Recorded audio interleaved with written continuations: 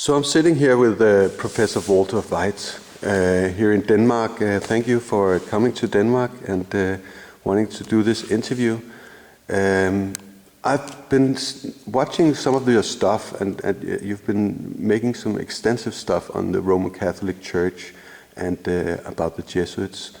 And you, as being a Christian, I would love to hear your view on who are the Jesuits and what are the Roman Catholic Church. I remember, for instance, in your Total Onslaught, The Secret Behind Secret Societies, which is a video that I would hope people would see after watching this interview, that you quote Cardinal Ratzinger, who later became Pope Benedict, for saying that the Roman Catholic Church view themselves as the mother and not the sister of all churches, but the mother of all churches. So can you elaborate on that? Well, the Roman Catholic system has a very long history, and Paul, when he was speaking to the early Christians, warned of a great apostasy that would arise, and this apostasy would arise when a certain power was taken out of the way. Now, the early church fathers interpreted that power as being pagan Rome, that when pagan Rome was removed as a political power, then this Antichrist system would arise. And the reformers later picked up on these explanations, and then together with Daniel chapter 7, they interpreted the symbology there as representing the Roman Catholic Church. And all the reformers were united when it came to this prophecy exposition. Even in pre-Reformation times, there were many that arose and identified the symbols of Daniel and Revelation 13 and Revelation 17, the great whore that sits in many waters. They identified it as the Roman Catholic system. And Wycliffe was one of the ones who explicitly said it. Later, Jan Hus, then the Reformers, Martin Luther, Melanchthon, and Calvin, and Hus, and Cranmer, and Latimer, and you name them, and Spurgeon. They all followed this logical exposition, Wesley. And this was the Reformed position based on biblical prophecy. They used the day-year principle in interpreting the times that were presented. And as Spurgeon said, it fits like one of Chubb's keys fits Chubb's locks and refuses to fit any other system. So there are so many parameters. Now, I myself grew up a Roman Catholic, and when I was confronted with all these prophecies in the Bible, they certainly stunned me, and I had to come to the same conclusion based on prophecy and history. So that was the Reformed position, and of course it led to the great schism, the great separation between Protestantism and the Roman Catholic system. And the church had to counteract this, or else they would find themselves bleeding to death. They would lose their adherents, and the system would lose its power. And at that time, after the Reformation, the order of the Jesuits was created. And the order of the Jesuits had one explicit ideal, and that was to destroy Protestantism. And they set about it with great fervor. The system that they used initially was to put learning against learning. And the way in which they did this, they used Greek philosophy and the system of Greek philosophy and put it into juxtaposition to the Protestant philosophy, which was based on sola scriptura, the Bible and the Bible alone. What the Bible says is the standard for what is right and what is wrong. And this system would question everything that the Bible said. And they used methodologies which were not word-based, but experiential-based. So they would use theatrics. In the beginning, they started with theatrical performances using Greek mythology. There was a system of right and wrong and a system of morality, but it wasn't based on biblical morality. It was based on humanism. And they basically started the great educational centers in the world, the universities, the schools. And eventually, if you were part of that schooling system, well, then you were part of the prestigious elite. And slowly, the ideas were eroded. They would question the basics of science. They would question all the physical parameters of the Bible. And out of this then grew the higher criticism. And later, when it was integrated with scientific ideas like Darwinism and communism, which basically is atheistic from the beginning. And communism was actually started by the Jesuits. They practiced this in their reductions in South America, the system of working. And these philosophies have their basis in Jesuitism. Can you elaborate on how they started communism? Well, when the great wars between Protestantism and Catholicism were taking place, they needed money. Wars run on money. And in the old system, which was not like the systems that we have today, where you have sovereign nations with standing armies, a lot of it was contract. So you would have legionnaires joining, and these had to be paid, and this cost money.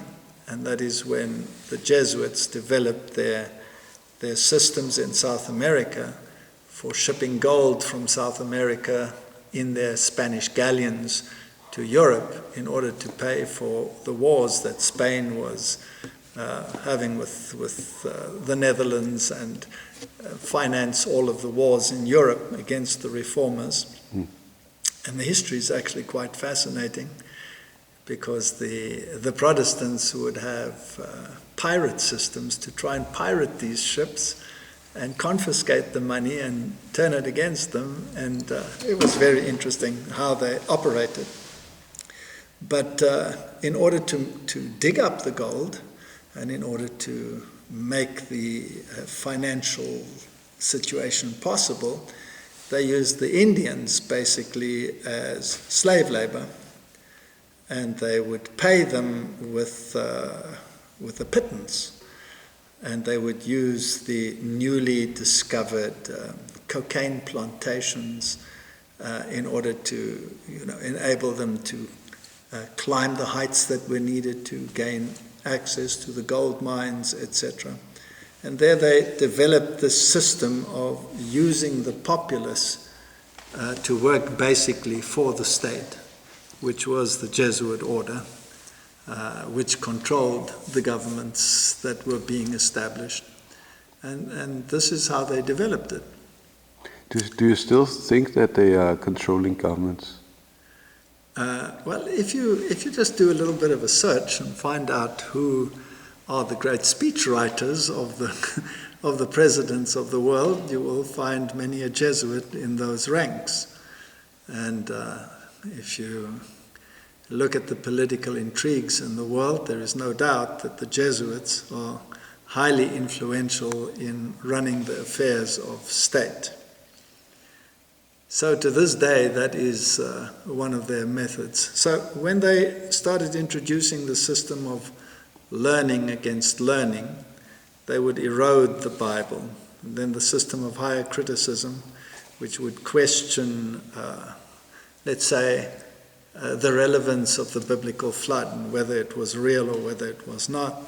They would then pit science against it, or so-called science, and state that there couldn't have been a universal flood. Therefore, any reference to a universal flood must be based on mythology. And even down to the New Testament, where Jesus would say, and the flood came and took them all away. Well, that must be an allegory or ignorance or whatever. And so confidence in the Bible was eroded. Martin Luther took the stand that if the Bible didn't form part of an educational system, then that educational system was doomed to become corrupt. And what kind of education do we have in the world today? And who introduced it? Well, the ones who introduced it was the Jesuits. So the system that we have today is a system of learning against learning, which negates what the Bible says. The other thing that was, of course, important to them was that it could be perceived that if you were warring against the Bible, that the Bible was your enemy, but they were supposed to be representing God and Christianity. So this created a conflict. So they got round that by saying, we're not against the Bible, we're against the Protestant version of the Bible. And then you had this conflict between which version is the one that should be paramount. And that's what happened at the Council of Trent then. They condemned the Protestant version, which was based on the received text, and claimed that the Vulgate, which was not based on the received text, was the correct version of the Bible. And the Jesuits actually were instrumental in bringing out the Douay version as a counter to the Protestant version. And one text that comes to mind is where the Protestant Bible from the received text says, I will put enmity between thee and the woman, between thy seed and her seed, and he shall crush thy head, and thou shalt bruise his heel. The Douay version would feminize that and say, she shall crush your head. And therefore the Messiah would be not Jesus in that sense, but Mary would be the one to supplant him. And the Jesuit order in that way managed to undermine the authority of the Bible. That was one of the ways in which they operated. The church during the period of the Reformation, of course, had been heavily involved in suppressing it at all levels, not only the level of education, but also physically, and arresting people, handing them over to the state for execution, the Inquisition. And the Jesuits weren't actually involved directly in the Inquisition, but they became involved in Rome, where they ran the Inquisition. Other orders took care of the Inquisition elsewhere. And so there was much bloodshed, much planning, and the Jesuit general assumed a very prominent position in Rome. And as you know, he was called the Black Pope. And for reasons that are apparent, he wears black robes. And so you had the white-robed Pope and the black-robed Pope. And the Jesuit general is really the one who calls the shots behind the scene. The one is the face and represents the white side. The other one is behind the scenes, and he represents the dark side. And he really is a general. And a general is a military term. And there are other military orders, of course, in Catholicism, such as the Knights of Malta, which is a military order, the oldest military order. And there was even a conflict between those until the Jesuits eventually gained control over even the Order of Malta. And today they are basically working as a unit. So when you look at these military orders, they are literally involved in military affairs. The head of the Knights of Malta in the USA, for example, is always the Cardinal of New York, and he's also the patron of the US military. And as you know, that when you have these political gatherings, then they have the red affair where the political entities from different parties come together and they're associated with this cardinal. So the church is very much involved in politics.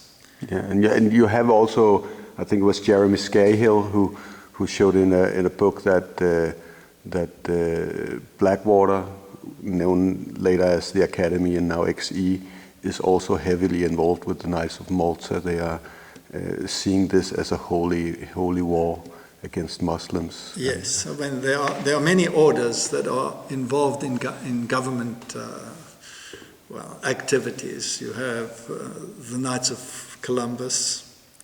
You have the orders that we've already spoken about, the Jesuits, which of course run many major universities in the United States and elsewhere in the world.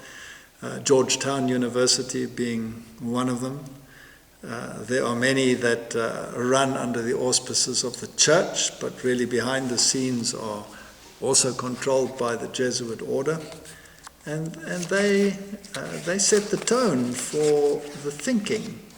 And many presidents and children of presidents are educated in these institutions, Bill Clinton being a case in point, and even Donald Trump has some of his children educated at Georgetown University. Okay. So yes, they're very heavily involved. We have, now you're talking about that there is the right, that there's Jesus and there is Mary in Roman Catholicism, and in Conspiracies, or Conspiration, which is the magazine that we are publishing, we have had a 3-part article about the conspiracies behind Christianity, and focused on the Roman Catholic Church and how it developed out of that. In this latest magazine, we have an article about Jesus not being a real historic figure, but being something that has been built out as, and you talked about that also on Greek mythology. Yes. And astrological symbols. So what is your view on Jesus? Is he a historical person, or is he built on old mythologies? Well, there is no doubt that Jesus is a historical person. There's an abundance of archaeological evidence. There are many writers, ancient historians, who make reference to it. The Talmud makes reference to Jesus as a historic person with much animosity, as you can imagine. Josephus writes about the events around about the crucifixion and all of those events. And there have been archaeological finds of even the people associated with him, Pontius Pilate and all of these. And the records of the biblical events have been well collaborated by history. So I have no doubt that Jesus was a historic figure. The difference between the mythological messiahs of the past, you can go all the way back to Babylon, where you have the system of Nimrod, who was apparently reprimanded, cut apart, sent apart, then ascended to the sun, became part of the sun, impregnated his virgin Semiramis, and was born as Tammuz. So you have the mother, child, and the father figure. You have those in ancient Babylon. You take them through to Egypt. You find them in the Greek mythology. You find them in the Roman mythology. They just change their names. And there are many attributes which are similar. There's a victim.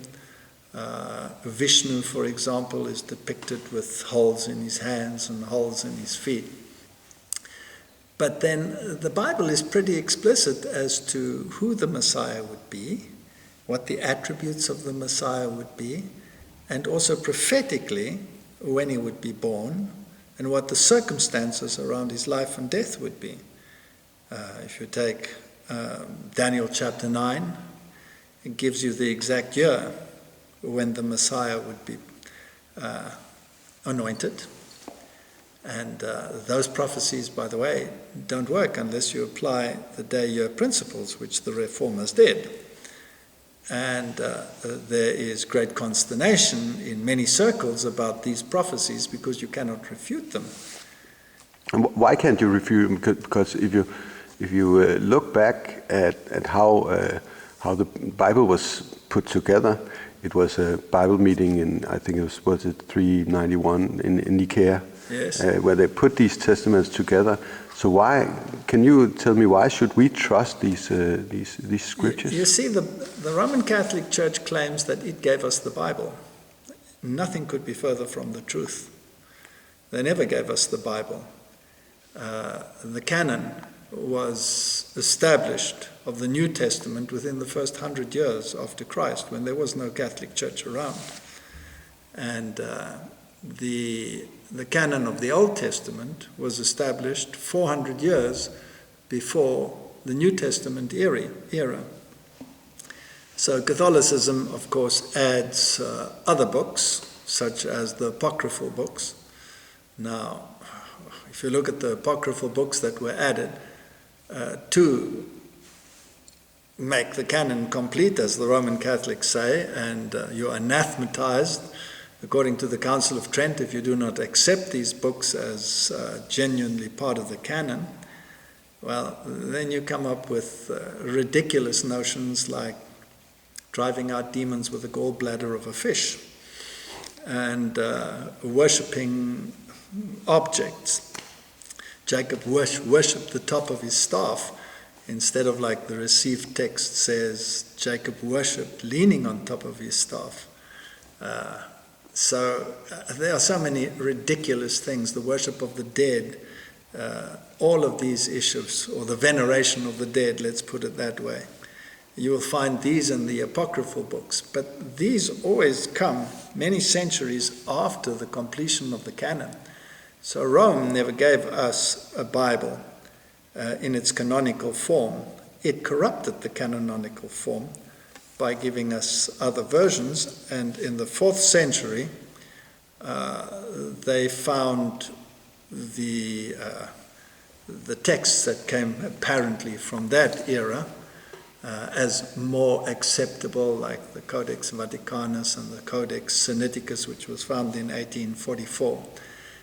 And these have additional books in them as well, like the Codex Sinaiticus has the Epistle of Barnabas in it.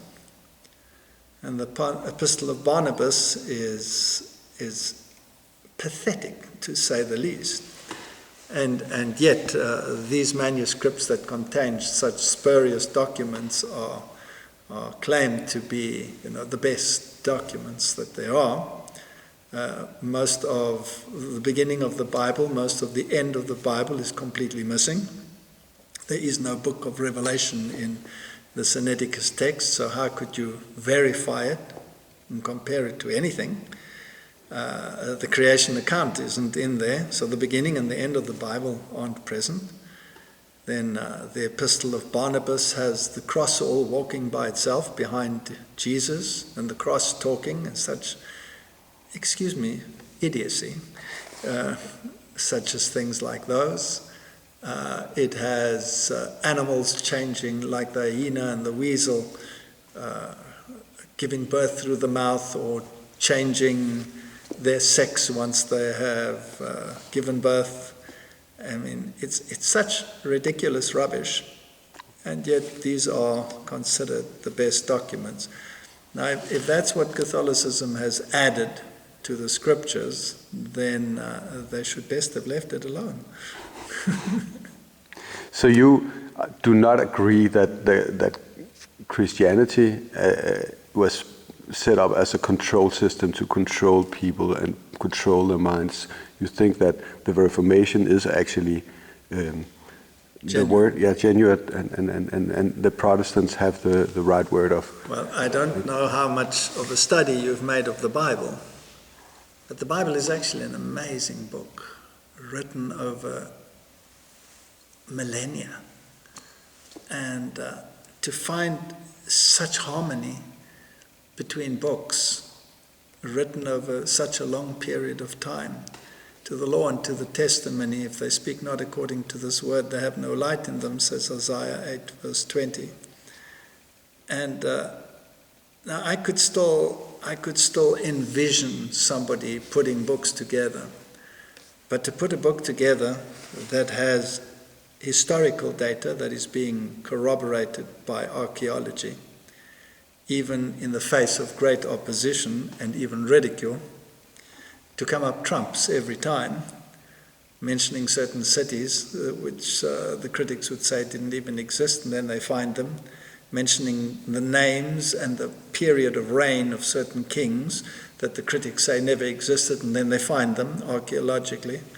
Not only that, but the prophetic scenario, and provably written hundreds, many, many years in advance of the actual events.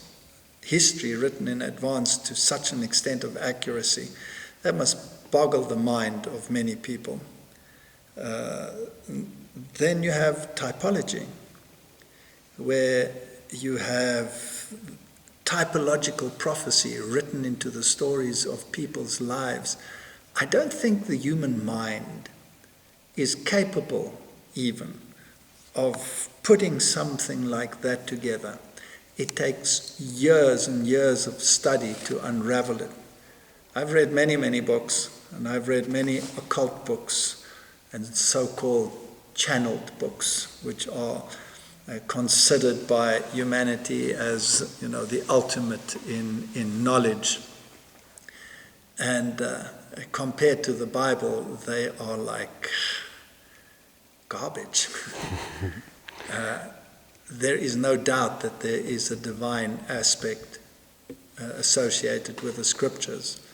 And then the fact that you are prepared to give your life for the changes which it brings about. And not only your mental change, but your understanding, but also in terms of your moral change. That it can change a person from being morally questionable at the least and base at the worst to someone who strives towards a higher morality. That is something which is unique about the Bible. And then the fact that people were prepared to give their lives for what they had discovered. How many reformers died? How many people in the Reformation era were prepared to die rather than to give up what they had found? And if you go to the pre-Reformation era, the Waldensians, the Albigensians, the Hussites, weren't they all prepared to sacrifice their lives for this truth? And even today, you find people that are willing to sacrifice their lives for this great truth that they have found. Because it's not only what you find written in black and white, it's what it does to the heart that is important. And to me, who was an atheist, it is incredible that I could have been so ridiculously foolish as to believe that there is no God. So, yes, I believe what the Bible says, and by the grace of God, I would be willing to give up my life if it came to that. I'm not saying that I have the courage within myself, but by the grace of God, I would put my money on the Bible before I put it on any other book. Thank you very much for that view, and it was great to hear you elaborate on how you look at the Bible and how you look at the secret societies, the Roman Catholic Church, and so on. Thank you very much, and have a nice day here in Denmark. Thank you. Many blessings to you. You're welcome. Thank you.